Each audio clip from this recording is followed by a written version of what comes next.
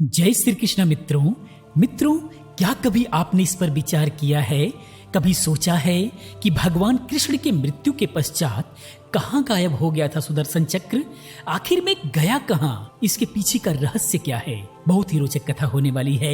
समझने के लिए इस वीडियो के साथ अंत तक बने रहें। इस वीडियो के अंदर हम लोग इसी के बारे में जानने वाले हैं। मित्रों, भगवान श्री कृष्ण से जुड़ी कई सारी कथाओं के बारे में सुना होगा और आपने महाभारत में भी देखा होगा कि कैसे भगवान श्री कृष्ण अपने दम पर अपने कूटनीतियों से पांडवों को महाभारत युद्ध में विजय दिलाई थी। लेकिन मित्रों, क्या आप जानते हैं कि भगवान श्री कृष्ण के मृत्यु के बाद उनके सुदर्शन चक्र का क्या हुआ था? किसके पास गया सुदर्शन चक्र? अगर आप नहीं जानते हैं तो इस वीडियो के साथ अंत तक बने रहें। आज की इस वीडियो के अंदर हम इसी से जुड़ी एक रहस्यमय कथा के बारे में हम लोग जानेंगे, जिसे जानकर आप बिल्कुल भी चौंक जाएंगे।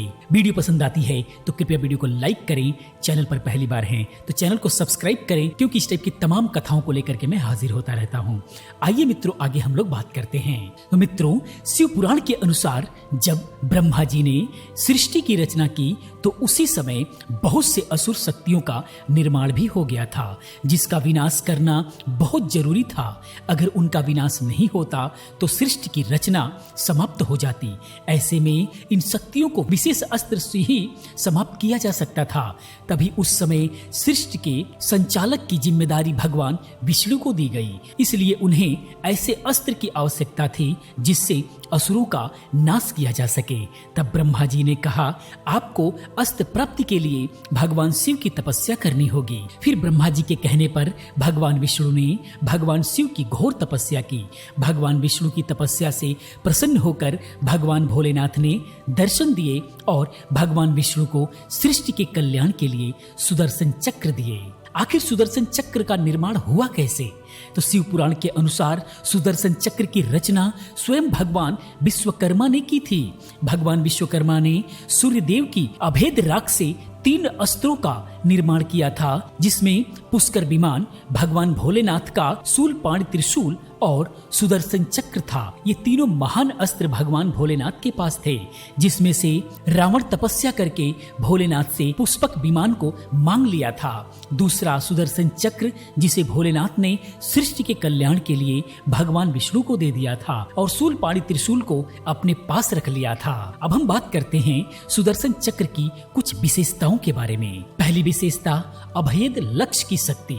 सुदर्शन चक्र में अभेद लक्ष्य शक्तियां थी, जिसे किसी भी लक्ष्य पे छोड़ देने पर यह अपना काम करके ही वापस आता था, चाहे वो लक्ष्य चल या अचल अवस्था में ही क्यों ना हो। एक बार तो भगवान विष्णु ने सुदर्शन चक्र का उपयोग भगवान भोलेनाथ पर ही कर दिया था। तब भोलेनाथ शक्ति स्वरूपनी सती के पार्थिव शरीर को लेके पूरे ब्रह्मांड का चक्कर लगा रहे थे।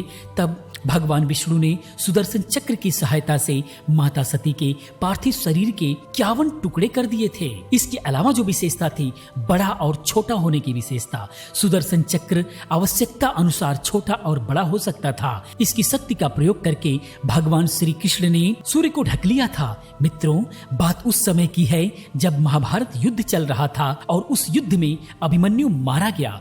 तब अर्जुन ने प्रतिज्ञा ली थी कि अगर मैं सूर्य अस्त से पहले जयद्रथ का वध नहीं किया तो स्वयं को अग्नि में जलाकर भस्म कर लूंगा।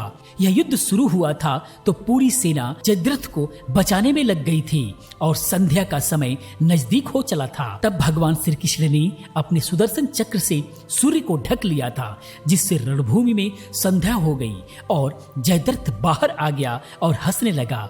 तब अर्जुन अग्नि में समाधि लेने जा रहे थे। तब भगवान श्री कृष्ण ने सुदर्शन चक्र को हटा लिया, जिससे सूर्य चमकने लगा और जयद्रथ भी सामने था। ये देख अर्जुन ने जयद्रथ का वध कर दिया।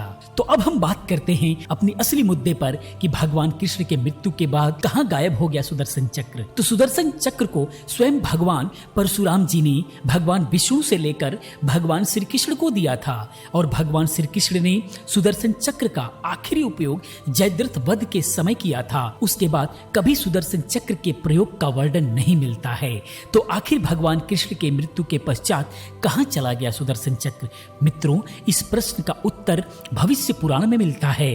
भविष्य पुराण के अनुसार भगवान श्री कृष्ण के मृत्यु के पश्चात सुदर्शन चक्र पृथ्वी के गर्भ में समा गया था। जब कलयुग के अंत में भगवान विष्णु अपने 10वें अवतार भगवान कल्कि के रूप में अवतरित होंगे, तब भगवान विष्णु जी और हनुमान जी के अलावा 5 और दिव्य पुरुष उनसे मिलेंगे और उनको प्रशिक्षित करेंगे और तब धरती के गर्भगृह से पुनः परशुराम जी सुदर्शन चक्र को निकालकर कल्कि को धारण कराएंगे ताकि काली पुरुष का विनाश किया जा सके। भगवान विष्णु और उनके अवतार के अलावा कोई भी सुदर्शन चक्र को धारण नहीं कर सकता।